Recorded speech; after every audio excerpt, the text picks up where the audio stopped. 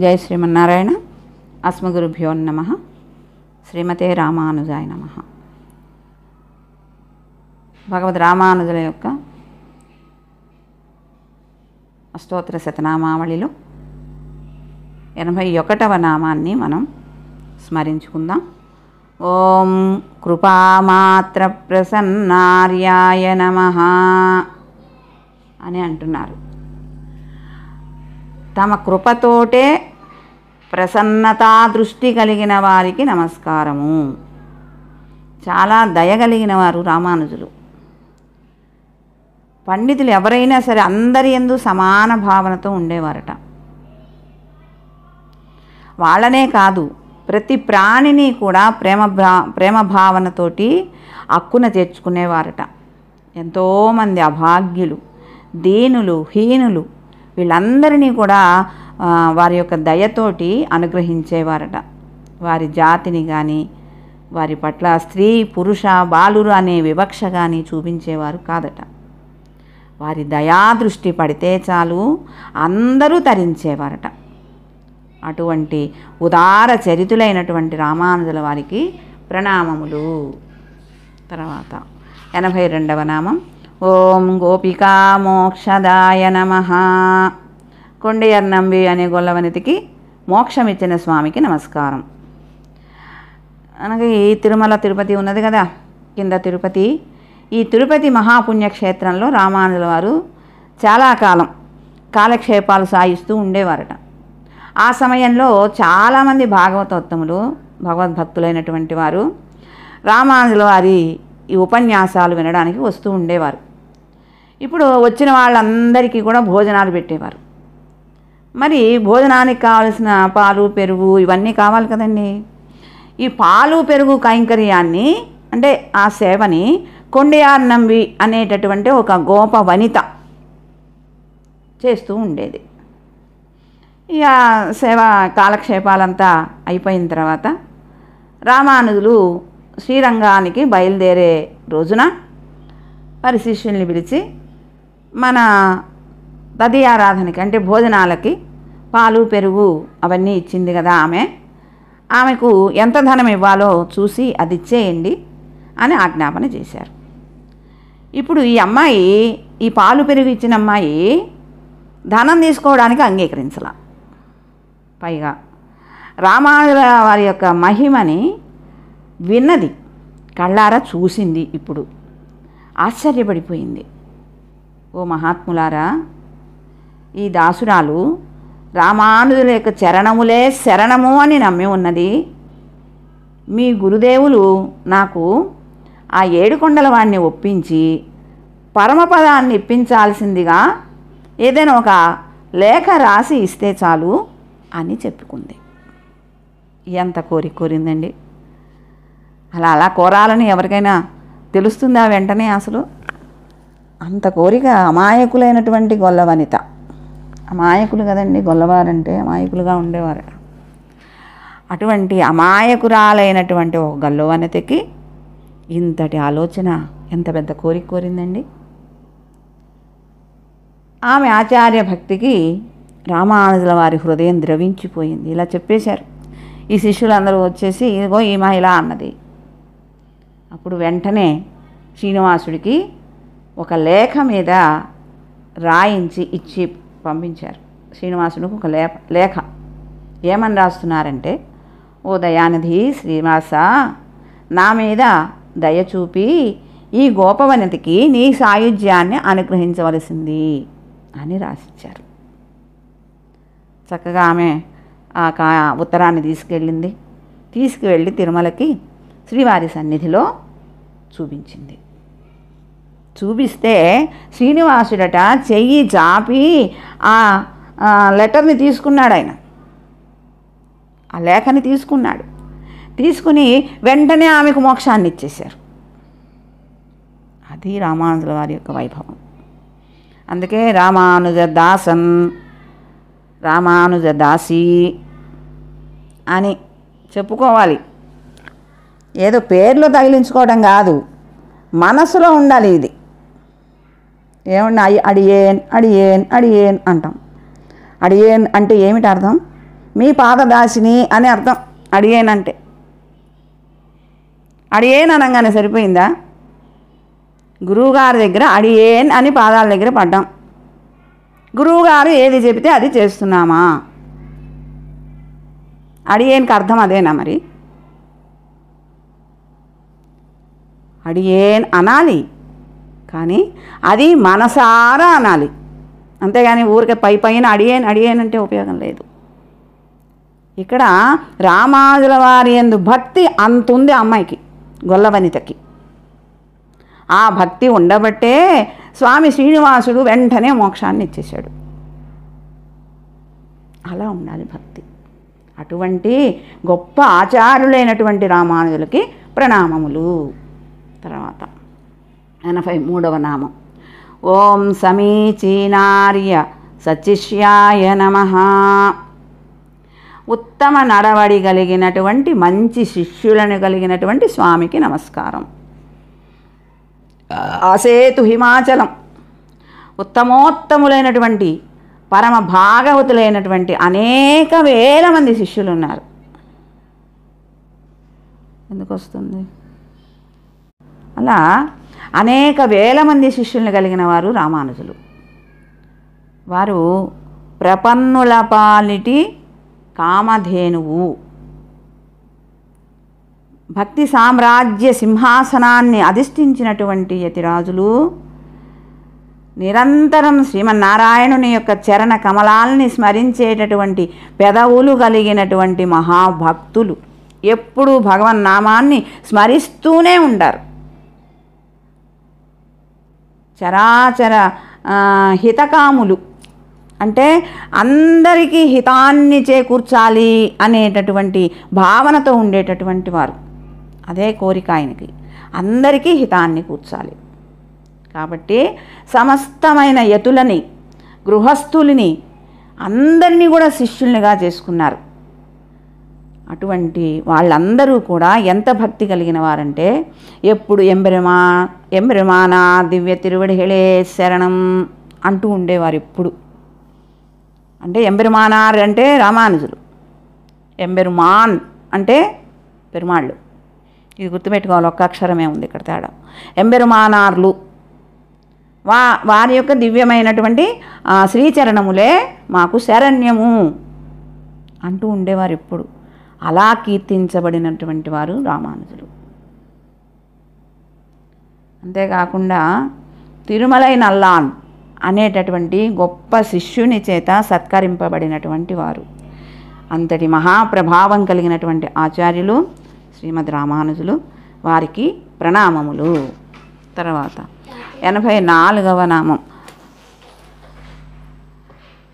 ఓం శ్రీ వైష్ణవ ప్రియాయ నమః. శ్రీ వైష్ణవులందరికీ ఎంతో ప్రియమైనటువంటి స్వామికి నమస్కారము. వైష్ణవులు అంటే అర్థం ఏంటి?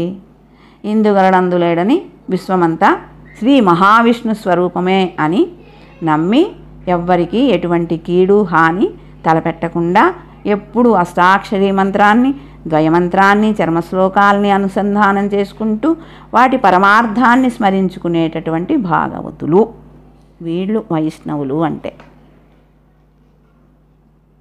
విష్ణు భక్తి కలిగిన వారు వైష్ణవులు. అంతటా విష్ణుస్వరూపమే, అన్నింటి యందు ఆ శ్రీమన్నారాయణుడే ఉన్నాడు అని ఎవ్వరికీ కీడు తలపెట్టకుండా ఉండేటువంటి వారు. ఎప్పుడు అష్టాక్షరి ద్వయమంత్రాలని ఎప్పుడు అనుసంధానం చేసుకుంటూ ఉండేవారు. అటువంటి వాళ్లకు జాతి నియమం అనేది లేదు, కాల నియమము లేదు, స్థల నియమము లేదు. అటువంటి వారిని చూస్తే చాలు రామానుజులకి పరమానందం. అటువంటి వాళ్ళను ప్రేమిస్తూ ఉండేవారట. అటువంటి వైష్ణవుల్ని ఎంతో ప్రియంగా చూసుకునేటటువంటి రామానుజులకు ప్రణామములు. వైష్ణవ ప్రియ విష్ణు భక్తులు అంతే. తర్వాత 85వ నామం. ఓం క్రిమికంఠ నృపధ్వంసినే నమః. క్రిమికంఠుడు అనేటటువంటి చోడరాజుని నశింపజేసిన స్వామికి నమస్కారం. రామానుజుల వారి కాలంలో దక్షిణ దేశంలో క్రిమికంఠుడు అనేటటువంటి చోళరాజు రాజ్యపాలన చేస్తూ ఉండేవాడు. పేరుకు తగ్గట్లే వాడు క్రూరుడు.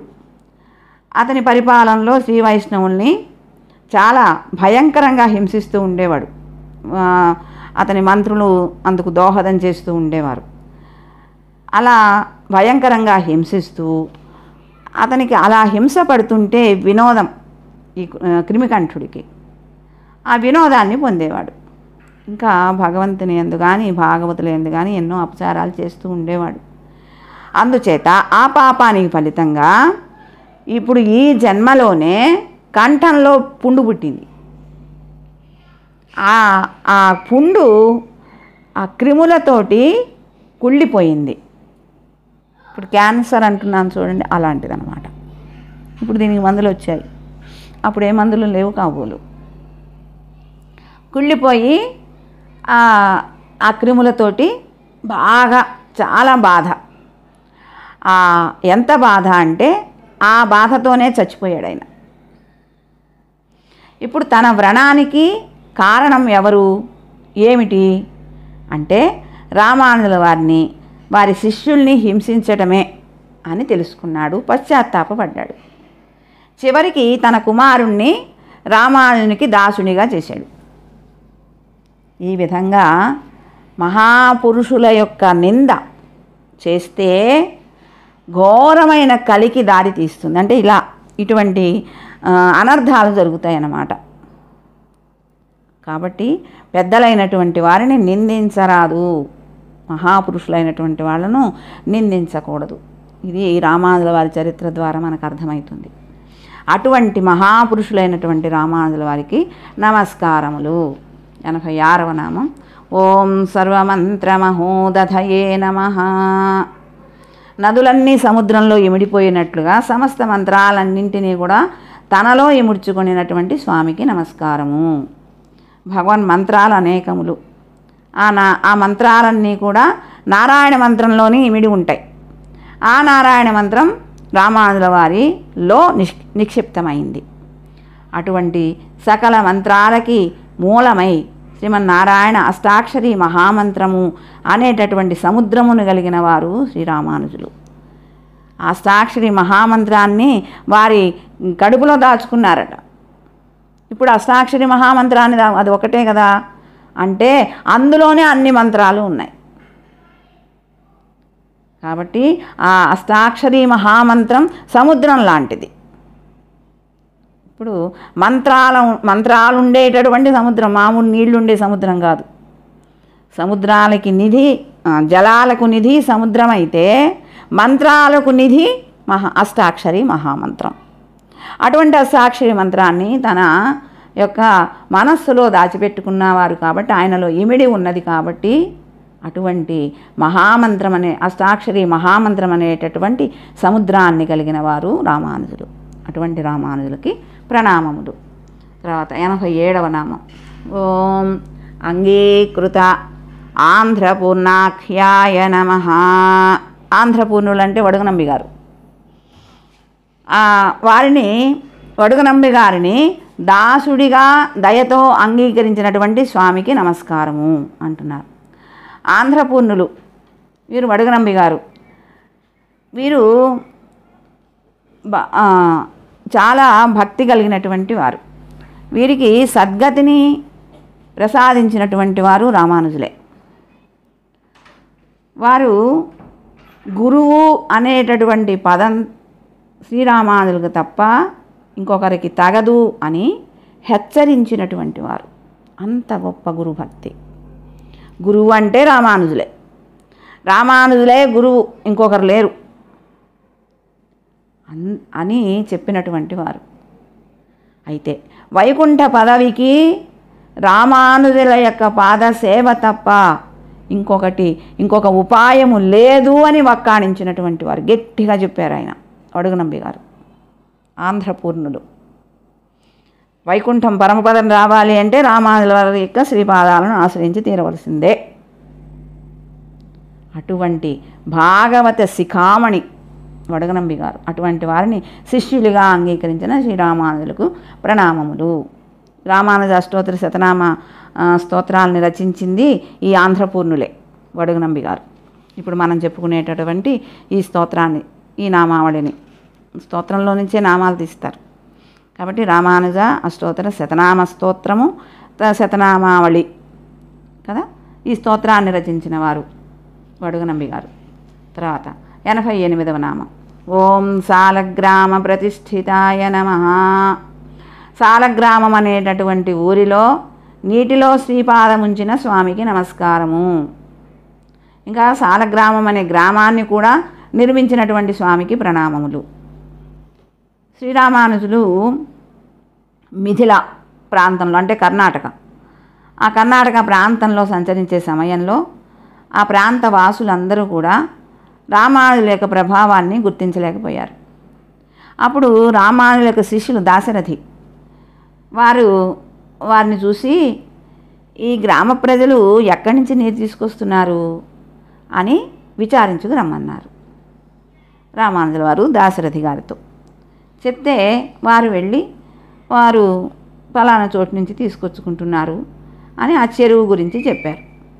రామానుజులు దయతోటి దశరథి మన పాదాలని ఆ చెరువులో తడుపుకుందాం అని పాదాలని ఆ చెరువులో ఉంచారు. అదే పాదతీర్థం అయిపోయింది. ఇప్పుడు రామానుజుల వారి యొక్క పాదతీర్థమే ఆ చెరువులోని నీళ్లు.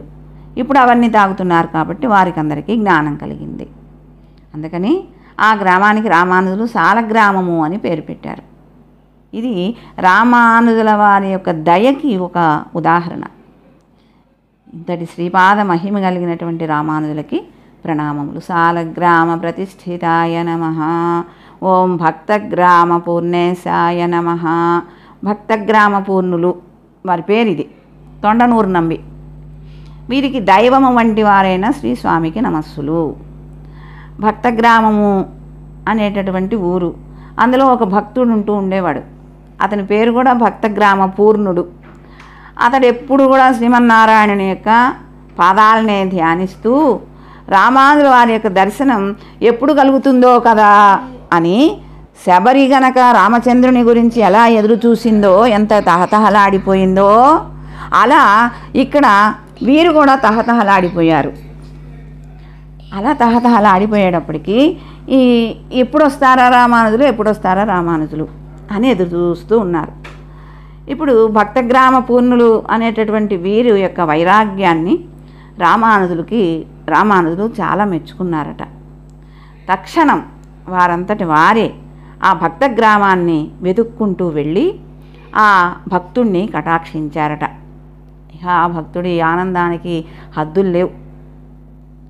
ఆహాహా, ఏమి రామానుజ కటాక్షం అండి, గంగానది మా ఇంటికే వచ్చినట్లుంది అని భావన చేసి ఆ భక్తుడు సాష్టాంగ ప్రమాణాలు చేసి తబ్బిబ్బైపోయి సేవలు చేశారట. ఏమండి, శిష్యుల వద్దకు గురువుగారు వెళ్ళి దర్శనం ఇవ్వడం అనేది శిష్యవాత్సల్యం కదా అది అని అందరూ ఆనందపడ్డారట. అటువంటి వాత్సల్యం కలిగిన రామానుజులకి ప్రణామములు. తర్వాత 90వ నామం ఓం విష్ణువర్ధన రక్షకాయ నమః.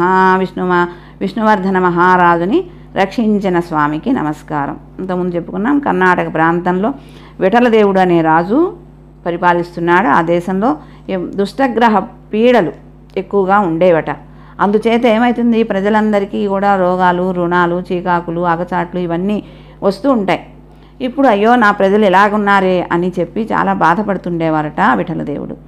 ఇలా ఉండగా ఈ భక్తగ్రామ పూర్ణుడు ఉన్నారు కదా, ఇంతకుముందు ఇప్పుడు రామానుజులే వచ్చి అనుగ్రహించారుగా, వారు చెప్పారు మా గురుదేవులు రామానుజుల వారు ఉన్నారు, వారి యొక్క పాద స్పర్శ కనుక తగిలితే చాలా మంచి జరుగుతుంది అని చెప్పేటప్పటికీ ఆ విఠలదేవ మహారాజు రామానుజుని పిలిపించి ఆతిథ్య సత్కారాలన్నీ కూడా చేయించారు. ఇప్పుడు రామానుజుల యొక్క పాదస్పర్శ కలిగిన వెంటనే ఆ రాజ్యాన్ని పట్టి పీడిస్తున్నటువంటి దుష్టగ్రహ బాధలన్నీ కూడా మటుమాయమైపోయాయి. అదే కాకుండా రాజకుమార్తెకి పట్టిన ఆ బ్రహ్మరాక్షస పీడ కూడా విరగడైంది. విఠలదేవ మహారాజు రామానుజుల యొక్క ఉదార బుద్ధికి వంగి ప్రణామాలు చేసి అయ్యా నన్ను శిష్యుడిగా స్వీకరించవలసింది అని ప్రార్థన చేశారు. సరే, వెంటనే రామానుజుల వారికి కూడా వైష్ణవ ధర్మాన్ని పంచ సంస్కారాలని కూడా చక్కగా అనుగ్రహించి వారి శిష్యులుగా చేసుకున్నారు. అలా ఆ మహారాజు తానే కాకుండా వారి పరివారాన్ని కూడా చక్కగా వైష్ణవ ధర్మాన్ని స్వీకరింపజేసి ధరింపజేశారు. విఠలదేవుడికి విష్ణువర్ధనుడు అనే పేరును కూడా అనుగ్రహించారు. ఇలా లోక కళ్యాణాన్ని చేస్తూ వారి జీవితాన్ని గడిపేశారు.